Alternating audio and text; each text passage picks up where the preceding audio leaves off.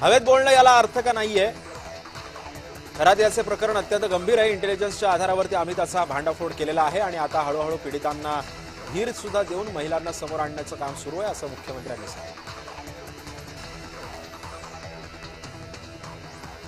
रेशीमबाग मैदानावरती नागपूर जिल्हा परिषद आणि उमेद यांच्या संयुक्त विद्यमानं आयोजित महालक्ष्मी सरस या भव्य प्रदर्शनाला राज्याचे मुख्यमंत्री देवेंद्र फडणवीस आणि पालकमंत्री चंद्रशेखर बावनकुळे यांनी भेट देत विविध स्टॉल्सची पाहणी केली। यावेळी ध्यानरथाचे उद्घाटन सुद्धा करण्यात आलं। हा ध्यानरथ विविध गावांमध्ये जाऊन AI तंत्रज्ञानाचं प्रशिक्षण सुद्धा घेणार आहे। भोंदूबाबांना भेटणाऱ्या मंत्र्यांना सहआरोपी करा अशी मागणी संजय राऊतांनी केली। यावर नवनाथ बन यांनी टीका केली। दुष्काळाच्या काळामध्ये लोकांना पाणी नव्हतं तेव्हा महाविकास आघाडीच्या सरकारनं या भोंदूबाबासाठी पाणी उपलब्ध करून दिलं होतं। या न्यायानं उद्धव ठाकरेंवर सुद्धा गुन्हा दाखल व्हायला पाहिजे अशी मागणी नवनाथ बन यांनी केली। अशोक खरात प्रकरणामध्ये तृप्ती देसाई यांनी रुपाली चाकणकर यांच्याशी सुद्धा तडजोड केल्याचा गंभीर आरोप यावेळी करण्यात येतो। रुपाली ठोंबरे पाटलांनी हा आरोप केला। तृप्ती देसाईंकडे या संदर्भातील व्हिडिओ आधीच आला होता, मात्र देसाईंनी त्या खरातची पत्नी आणि चाकणकरांशी तडजोड सुद्धा केली। या कोट्यवधींचा व्यवहार सुद्धा झाला असा आरोप सुद्धा रुपाली ठोंबरे केला।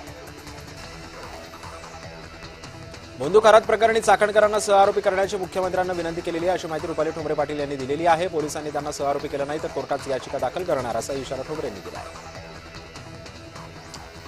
महिलांचं लैंगिक शोषण करणारे हे भोंदूबाबा आणि त्यांच्या पाठीमागे असणारे राजकीय नेते तसंच प्रशासनातील अधिकारी या सर्वांची चौकशी झाली पाहिजे अशी मागणी शेतकरी नेते राजू शेट्टींनी केली आहे।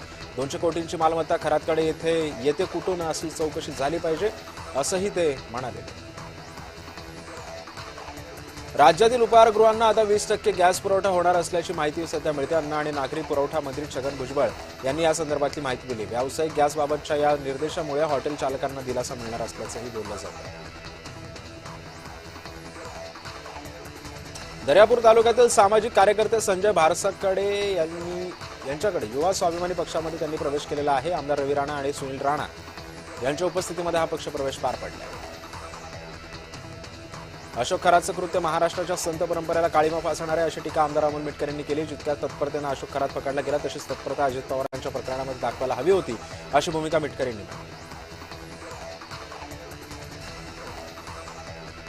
उपमुख्यमंत्री एकनाथ शिंदेंना बदनाम करण्याचे प्रयत्न सध्या विरोधकांकडून सुरू आहेत असा आरोप अरुण सावंत यांनी केलेला आहे। बदनामीचा प्रयत्न करणाऱ्यांना शिवसेना जशास तसं उत्तर देईल असा इशारा सुद्धा त्यांनी यावेळी दिलेला आहे। खरात यांच्या प्रकरणामध्ये गुंतलेल्यांना माजी सहकार मंत्री दिलीप वळसे पाटील यांनी सुनावलंय। अध्यात्म वेगळं असतं पण सध्या अध्यात्माच्या नावाखाली कर्मकांड करायला शिकवलं जातंय, याला चाप बसला पाहिजे असं मंत्री दिलीप वळसे पाटलांनी सांगितलं। बारामतीची पोटनिवडणूक बिनविरोधपणे होणार की नाही की निवडणूक लढणार याबाबत साशंकता आहे। 6 एप्रिलला उपमुख्यमंत्री सुनेत्रा पवार राष्ट्रवादीच्या उमेदवारीचा अर्ज भरणार आहेत। ओबीसी नेते लक्ष्मण हाके यांनी सुद्धा ही निवडणूक बिनविरोध होणार नाही अशी घोषणा केली। भंडारा जिल्ह्याच्या तुमसर शहरातील तहसील कार्यालयामध्ये भंडाऱ्याचे पालकमंत्री पंकज भोयर यांच्या उपस्थितीमध्ये जनता दरबाराचं आयोजन करण्यात आलं। यावेळी तालुक्यातील समस्याग्रस्त नागरिकांनी आपल्या समस्या पालकमंत्र्यांसोबत मांडल्या। यावेळी पालकमंत्र्यांनी संबंधित अधिकाऱ्यांवरती काम पूर्ण करून देण्याचे निर्देशही दिले।